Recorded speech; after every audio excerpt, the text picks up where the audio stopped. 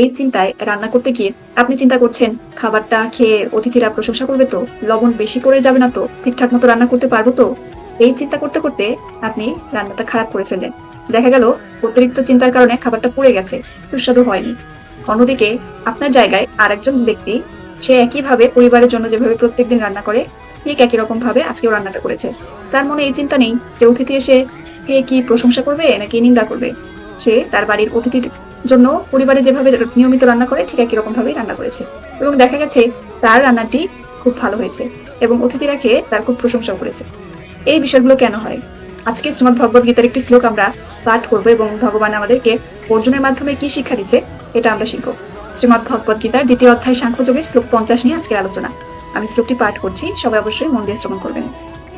ওম নমো ভগবতে বাসুদেবায় বুদ্ধিযুক্তায় দেহাং উভয়েষু কৃত দুষ্কৃতে তস্মাৎ যোগায় যুজ্যস্ব যোগঃ কর্মসু কৌশলম। যার অর্থ হচ্ছে, যিনি ফলাফলের প্রতি কোনো আশা না করে শুধুমাত্র বুদ্ধি খাটিয়ে নিজের কাজটা করে যান, তিনি এই জীবনে ভালো এবং মন্দ উভয় কর্মের বন্ধন থেকে মুক্তি পান। তাই তুমি যোগের পথে এগিয়ে যাও, কারণ যোগ হচ্ছে অত্যন্ত দক্ষতার সাথে সঠিক মানসিকতা নিয়ে কাজ করার একটি শিল্প।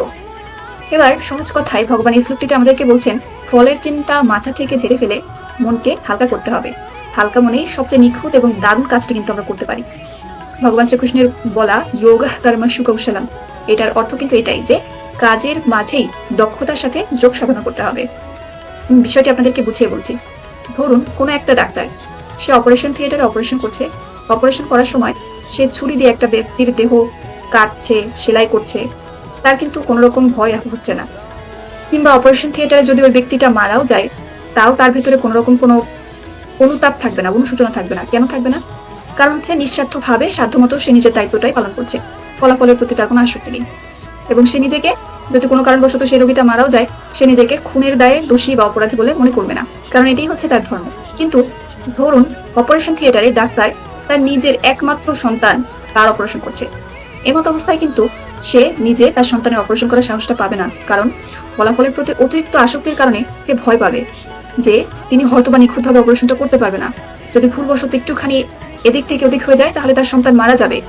এবং ফলাফলের প্রতি আসক্তি থাকার কারণে সে অন্য একজন ডাক্তারকে বলবে, আমার ছেলেটার অপারেশন আপনি করে দিন।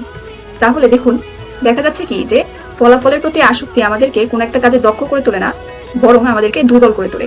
এর বিপরীতে যদি আমরা আসক্তি ছাড়া কোনো একটা কাজ, নার্ভাসনেস, অস্থিরতা, ভয়, মানসিক চাপ এগুলো ছাড়া যদি করি, তাহলে কিন্তু আমাদের জন্য সেই কাজটা আরো বেশি সহজ হয়ে যায়, আমরা আরো বেশি ওই বিষয়টাতে দক্ষ হয়ে যাই। আমি কয়েকটা উদাহরণ দিলে আপনি বিষয়টি বুঝতে পারবেন। যেমন প্রথমত ওই যে আমি উদাহরণটি দিলাম যে এক গৃহিণীকে দায়িত্ব দেওয়া হয়েছে রান্না করার জন্য, অতিথি আসবে, সে চিন্তাই শেষ। কালকে অতিথি আসবে, যদি খাবার ভালো না হয়, যদি লবণ বেশি হয়ে যায়, যদি খাবারটা নষ্ট হয়ে যায়, দেখা যায় তার চিন্তার কারণে খাবারটা সত্যি নষ্ট হয়ে যায়, অর্থাৎ সে রান্নাটা পুড়িয়ে ফেলে বা লবণ বেশি দিয়ে ফেলে বা ঠিক মতো রান্নাটা হয় না, দেখা যায় যে অতিথিরা অপ্রসন্ন হয়। কিন্তু অন্যদিকে অন্য একজন গৃহিণী, তাকে বলা হয়েছে রান্না করতে, এবং সে প্রত্যেকদিন তার পরিবারের মানুষদের জন্য যেভাবে রান্না করে, তার অতিথিদের জন্য সেম ভাবে একইভাবে রান্না করেছে। এবার দেখা যাচ্ছে কি তার মধ্যে ওই যে অতিরিক্ত ভালো করার বা অতিথিরা খেয়ে কি প্রশংসা করবে নাকি নিন্দা করবে, এই চিন্তাটা যেহেতু ছিল না, সে শান্তচিত্তে রান্না করেছিল বিধায় সে কিন্তু খুব ভালো পারফরমেন্স করে, দেখা যায় অতিথিরা তার প্রশংসা করে। তো এই বিষয়টা কেন এখানে হচ্ছে? কারণ তার মধ্যে আসক্তিটা নেই বা দুশ্চিন্তাটা তৈরি হচ্ছে না, কারণ সে একমাত্র তার কাজের দিকেই ফোকাস করেছে। আরেকটা উদাহরণ, পরীক্ষার হলে ছাত্রছাত্রীরা যখন পরীক্ষা দেয়, দেখা যায় একজন শিক্ষার্থী পরীক্ষার হলে ঢোকার আগে চিন্তা করছে, আমি যদি এই পরীক্ষায় A+ না পাই, তাহলে বন্ধুরা হাসবে, বাবা মা আমাকে কি বলবে, এভাবে পরিবারের সবার চিন্তা তার মাথায় থাকে। ফলে সে কি নার্ভাস হয়ে যায় এবং সে পরীক্ষার হলে যে জানা প্রশ্ন, যে অ্যান্সারটা সে জানে, সেই অ্যান্সারটা ভুল করে রেখে দিয়ে আসে। অন্যদিকে আরেকজন শিক্ষার্থী, সে কিন্তু মনে মনে চিন্তা করছে, ফলাফল যেটাই হোক না কেন, এই 3 ঘন্টা আমি পরীক্ষার হলে থাকবো এবং আমি আমার সর্বোচ্চটা দিয়ে চেষ্টা করবো, আমি যতটুকু এই যাবৎকাল পড়ে এসেছি ততটুকু আমি পরীক্ষার হলে লিখে দিয়ে আসবো। এবং দেখা যায় কি তার রেজাল্ট কিন্তু পূর্বে যে স্টুডেন্টের কথা বললাম তার তুলনায় ভালো হয়। আরো চাইলে অনেক উদাহরণ দেওয়া যায়।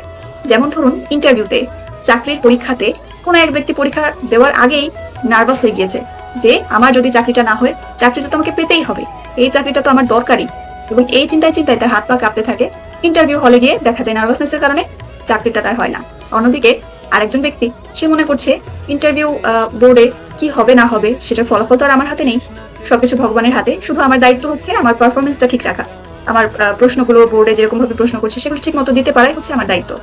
তো এইটা যে ভাবছে তার ইন্টারভিউটা ভালো হচ্ছে, আর যে ভাবছে কি হবে পরীক্ষায় যদি আমি পাশ না করি বা ইন্টারভিউটা যদি আমার ঠিক মতো না হয় চাকরিটা হবে না, তার দেখা যাচ্ছে চাকরিটা হচ্ছে না। এটাকে বলা হচ্ছে কর্মযোগ। তো ভগবান শ্রীকৃষ্ণ আমাদেরকে এভাবে কর্মযোগের অনুসারী হওয়ার শিক্ষা দিচ্ছেন, যেখানে বলা হচ্ছে তুমি তোমার কর্ম করবে, তবে সেখানে কিন্তু কোনো আসক্তি থাকা যাবে না।